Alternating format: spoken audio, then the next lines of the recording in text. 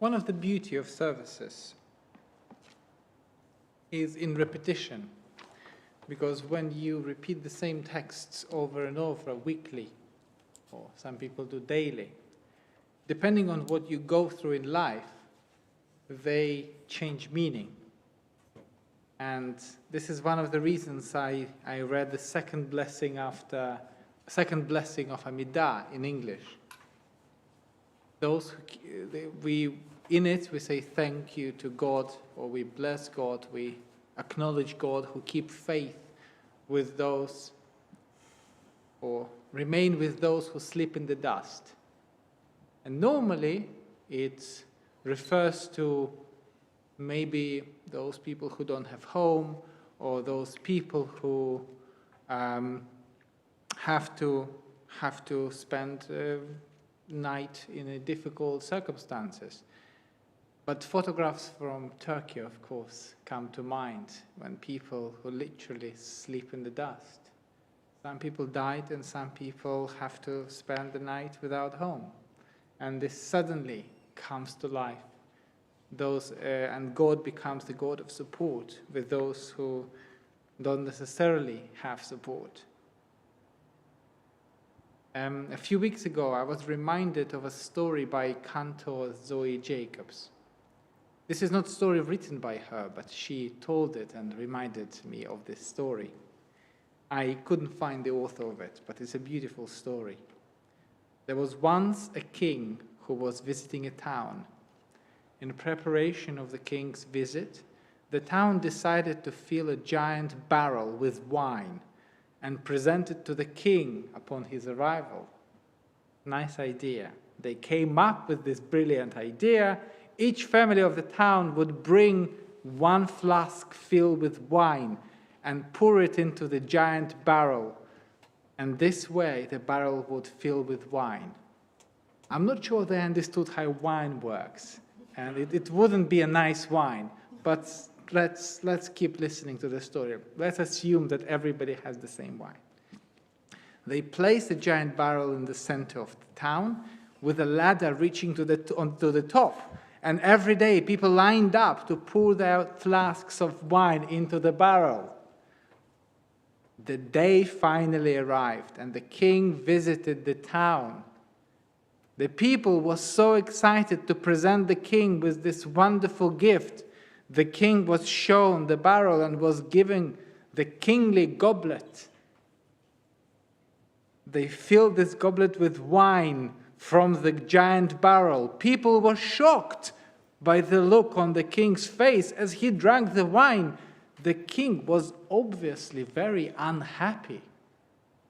When asked why he was so unhappy, he responded, "It's just plain water."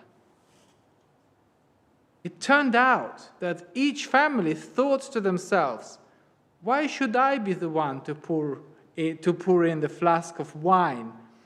I will pour water instead."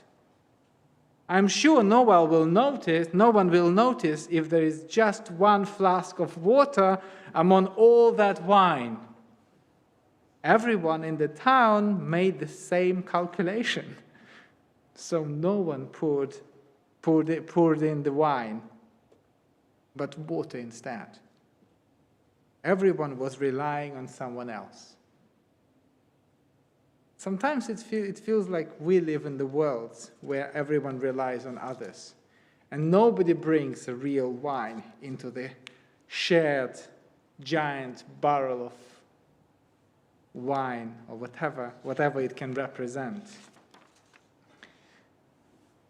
This behavior can certainly lead to fundamental loss of trust in others, and cause people to look inside only, close up in a small world, and be quite cynical about everybody else. If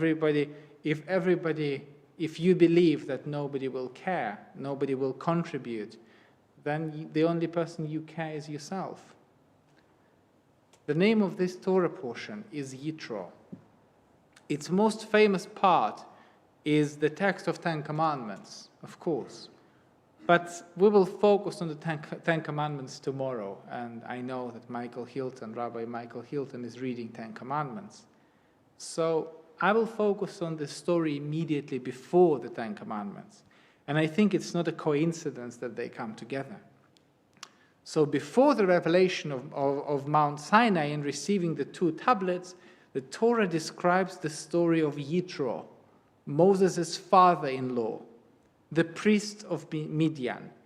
Yitro heard that what God did for Moses and the Israelites, and the Exodus and the miracle of the sea and everything, and he took Moses' wife and 2 sons and brought them to Moses in the wilderness.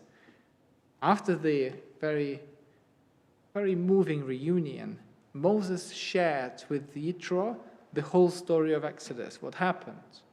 Yitro made sacrifices to the Jewish God, and everybody celebrated together. So this is the context.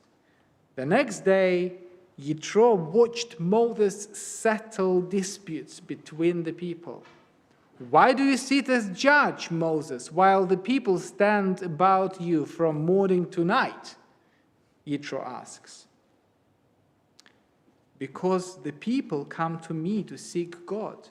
I make decisions and make known the laws of God. But Moses' father-in-law said to him, the thing you are doing is not right.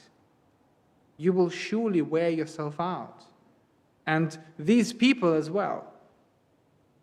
For the task is too heavy for you. You cannot do it alone. Now listen to me. I will give you counsel. I will give you advice, and God will be with you. You represent the people before God. You bring the disputes before God and enjoin upon them the laws and the teachings and make known to them the way they are to go in the practices they are to follow. You shall also seek out from among the people capable individuals who fear God, trustworthy ones who spurn ill-gotten gain. Set these over them as chiefs of thousands, hundreds, fifties, and tens, and let them judge the people at all times. So otherwise, have other people delegate. Share your responsibility with others. So Moses followed his father-in-law's advice and set up this system. Then Yitro returned to his own land. So only after Moses learned the lesson and received the wisdom from the outside world, from Yitro, the 10 Commandments were received. Isn't it symbolic? Learn from everybody, not just from within.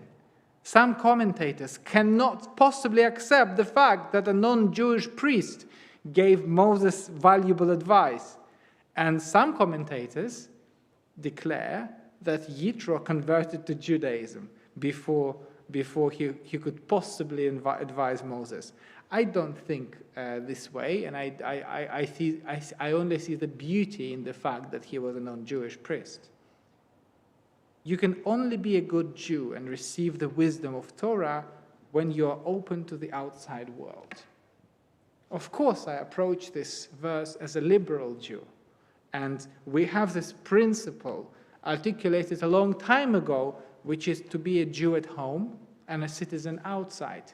And I think that it's deliberate that the architecture of this synagogue is the way as it is. From the outside, it doesn't necessarily look at it as the synagogue.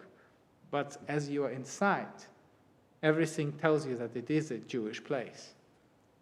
But I would go even further and say, to be a good Jew is to be a good citizen and a good person. I don't think you can be a good Jew if you are not a good person or not a good citizen. I think the entire religion is first of all about this. So when he learned the wisdom and listened to his father-in-law, Moses chose capable individuals out of all Israel and appointed them heads over the people, exactly as he was advised, chiefs of thousands, hundreds, fifties, and tens, and they judged the people at all times. The difficult matters they would bring to Moses, and all the minor matters they would decide themselves. So what does it mean? So commentators now for this verse, they ask, what does it mean to be capable individuals? What are the qualities of a capable leader? So, and this story came as a basis of very important questions. How to be a good judge? How to be a good leader? Ibn Ezra offers the best commentary in my view. He writes that the phrase capable people means people who have the strength to tolerate without fear the hardship of those who criticize their decisions. Those who have the strength to tolerate, I think, to listen to, probably. Strength to listen to the hardship of those who criticize you. Spanish medieval rabbi Ibn Ezra, 11th centuries, was a great grammarian and known for his independent ideas, where many other people based their views on earlier rabbis. Ibn Ezra often expressed his own view. And probably this independence plays a role in his commentary as well. As an example, just a side example, that the last chapter of the book of Deuteronomy, Ibn Ezra comments that Joshua, not Moses, finished the writing of the Torah. Because how could Moses write Torah after his own death? And Ibn Ezra was the first who suggested it, that it wasn't Moses who wrote Torah. But let's come back. It's not surprising that we saw the value of independence, that he saw the value of independence of mind and a critical approach. And he also understood the importance of listening to others and working with others, even when others, and especially when others disagree with you and criticize you. This commentary echoes many trends in modern world.